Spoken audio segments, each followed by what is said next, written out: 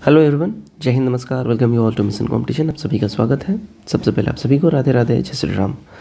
दोस्तों, जैसा कि आपने अभी रिसेंटली ही जाना है कि बिहार एसएससी के लिए सचिवालय सेवा जो है इसमें अपडेट किया गया है। नया सचिवालय सेवा जो है ये नियमावली को अपडेट किया गया है और ये नियमावली 2026 की नई नवेली नियमावली बोली जाएगी। इसके तहत जो बिहार एसएससी में खास करके जो एएसओ का जो काडर है, सहायक प्रशाखा पदाधिकारी का जो काडर है, उसमें अब जो रोस्टर बनेगा। और दोस्तों, इसी संबंध में हमने आपको अपडेट भी किया था और अब फाइनली इसके संबंध में अब नियमावली वगैरह सब कुछ आ गया है। ऑफिशियल बिहार गजट के तहत हम लोग वो आपके साथ शेयर करेंगे। मोस्ट इंपॉर्टेंट, कल मैंने आपको एक इम्पॉर्टेंट अपडेट दिया था जो कि अब दरोगा भर्ती में वो इम्प्लीमेंट हो जाएगा और जिसके लिए मैंने कल आपको एसओपी भी दिखा दिया था, स्टैंडर्ड ऑपरेटिंग प्रोसीजर भी दिखा दिया था। ये सब कुछ डिटेल में भी हम लोग समझेंगे। और सबसे बड़ी बात है, सबसे बड़ा गुड न्यूज़ है कि अब देखिए 1799 के बाद एक और नया दरोगा का भर्ती आपको पटल पे दिख जाएगा। एक और नया दरोगा भर्ती। तो इसके लिए आप सभी कमर कस लीजिए। जिनका भी अगर मान लीजिए प्रीलिम्स अच्छा नहीं गया है किसी भी कारणवश, दोस्तों ट्रस्ट करिए, अभी से आप दरोगा, अगर आपका ड्रीम है उसमें लग जाइए, क्योंकि एक और नया दरोगा भर्ती आपको दिखेगा। कब तक दिखेगा हम लोग इस पर बात करेंगे। सबसे पहले जो बदलाव हुए हैं हम लोग उसकी बात कर लेते हैं। तो चैनल पे अगर नए हैं, चैनल सब्सक्राइब जरूर करिएगा और वीडियो को दोस्तों में शेयर जरूर करिएगा। तो सबसे पहले हम लोग दरोगा की बात करते हैं, फिर हम लोग जो अभी बदलाव हुआ है एएसओ के संबंध में सचिवालय सेवा में उसकी बात करेंगे। तो दोस्तों देखिए, मैंने ये कल आपको अपडेट किया था इसके संबंध में, और अब जो अपडेट आ रहा है, अब आप बोलेंगे सर कल तो आपने इसके बारे में बता दिया, दोबारा क्यों बता रहे हैं? क्योंकि अब दरोगा के संबंध में बहुत बढ़िया गुड न्यूज़ आ रहा है, इसलिए मैं आपके साथ शेयर कर रहा हूँ। पहले ये देख लीजिए। तो यहाँ पे ये जो एसओपी है, ये स्टैंडर्ड ऑपरेटिंग प्रोसीजर जो है इसको अपडेट किया गया। आप तारीख देख लीजिए, 24 फरवरी 2026 को अपडेट किया गया है। चयनित खेल विद्या में उत्कृष्ट खिलाड़ियों की नियुक्ति असैनिक संवर्ग में सीधी भर्ती हेतु प्रोन्नति और आरक्षण पदों को छोड़कर, है ना, जो कि प्रमोशन के लिए जो पोस्ट रिजर्व है उसको छोड़ के उपलब्ध जो मूल कोटि का पदों का, यानी कि जो काडर बना हुआ है, यानी एग्जाम्पल तौर पे दरोगा काडर जो 500, अगर दरोगा काडर बना हुआ है यानी 500 उसका प्रॉपर स्वीकृत बल है, ठीक है, तो कुल बल का 10% यानी कि 500 जो पद हो गया वो अब स्पोर्ट्स कोटा के लिए रिजर्व कर दिया गया 5000 में से, ठीक है। सिपाही संवर्ग और पुलिस अवर निरीक्षक संवर्ग में सीधी नियुक्ति हेतु, अब देखिए जो सिपाही संवर्ग होगा और जो एसआई दरोगा का जो संवर्ग होगा, इसमें डायरेक्ट नियुक्ति के लिए आगामी प्रत्येक रिक्त पदों में, है ना। अब यहाँ पे इस चीज़ को समझिए। अब जो आगामी जो नोटिफिकेशन आपको आने जा रहा है, ठीक है, यहाँ तो आपने ये देखा कि प्रॉपर जो मूल कोटि का जो पद है उसके ऊपर 10% यहाँ रिजर्व किया गया है, ठीक है, कि 10% पोस्ट जो है मूल कोटि के पद पे आपको रिजर्व किया जा रहा है। लेकिन 10 का 10% एक साथ तो आपको नहीं दे दिया जाएगा ना भर्ती में। तो इस 500 पदों में से थोड़ा थोड़ा निकाल के जितनी भी आगामी भर्तियां आएंगी उसमें दी जाएंगी, और उसके लिए 1% तय किया गया है। यानी कि मान लीजिए अब जो नेक्स्ट नोटिफिकेशन आएगा, फॉर एग्जाम्पल हाइपोथेटिकल वो सोचते हैं कि मान लीजिए 1500 पदों पर दरोगा की भर्ती आई, है ना, एसआई की भर्ती आई, तो इसमें से जो 10% माफ करिएगा 1% जो पद होगा, 1% वो दिया जाएगा स्पोर्ट्स कोटा के लिए। अब 1% इसका 15 बन जाता है, तो 15 पोस्ट स्पोर्ट कोटा के लिए जो है वो रिजर्व हो जाएगा। ये चीज़ें हैं, ठीक है। 1% पद खिलाड़ियों के लिए खेल कोटा के रूप में आरक्षित रहेगा। पुलिस उपाधीक्षक के लिए स्वीकृत बल का 10% पद आरक्षित रहेगा, है ना। तो पुलिस उपाधीक्षक जो है उनके लिए स्वीकृत बल है उसका 10% आरक्षित रहेगा। अगेन इसका भी जो स्वीकृत बल होगा, जो टोटल का जो स्वीकृत बल है उसका 10% रिजर्व रहेगा। तो ये सारी चीज़ें हैं। अब आप बोलिएगा कि सर ये सब तो ठीक है, कल हम ये आपको समझा दिए थे, ईच एंड एवरीथिंग समझा दिए थे। नोटिफिकेशन की बात करें कि नया दरोगा का नोटिफिकेशन कब आएगा, दोस्तों जो 1799 वाला आप जान ही रहे हैं कि इसका मेंस का भी डेट दे दिया है। अब मेंस जो है आपका अप्रैल 19 को बोल रहा है, 19 अप्रैल को मेंस ले लिया जाएगा। यानी कि जो इसका प्रॉपर दौड़ वगैरह ये सब करा के जो टाइम लगेगा वो मान के चलिए कि ओवरऑल जो है आपका जून जुलाई तक जो है इसको कंप्लीट करा लिया जाएगा, ठीक है। तो आपको नया नोटिफिकेशन इसी वर्ष पॉसिबल चांसेस है सितंबर तक जो है आपको सितंबर अक्टूबर तक दिख जाए।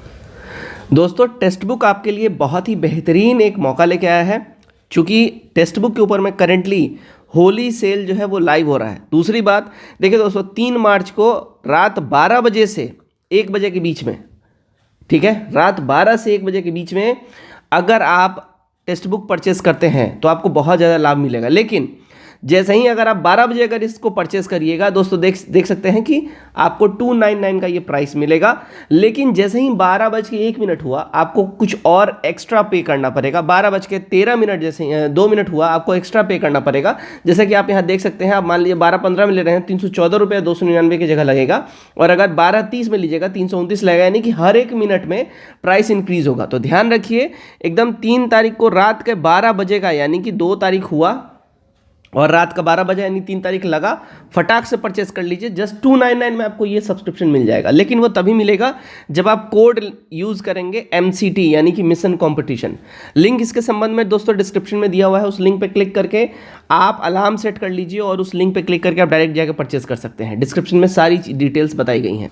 अब दोस्तों देखिए, हम लोग आ गए इस नियमावली के ऊपर में। बिहार विधानसभा सचिवालय, बिहार सचिवालय सेवा संशोधन विधेयक 2026 आप यहाँ पे देख सकते हैं। जैसे कि मैंने बोला, अभी बहुत बड़ा अपडेट हुआ है, तो ये संशोधन विधेयक जो है जारी किया गया है। और ये जो है दोस्तों 25 फरवरी को जो है इसको एक मत से, एक सुर में, लगभग इसमें देखिए 24 से 25 मिनट के आसपास लगा था, ये विधेयक पास हो गया था।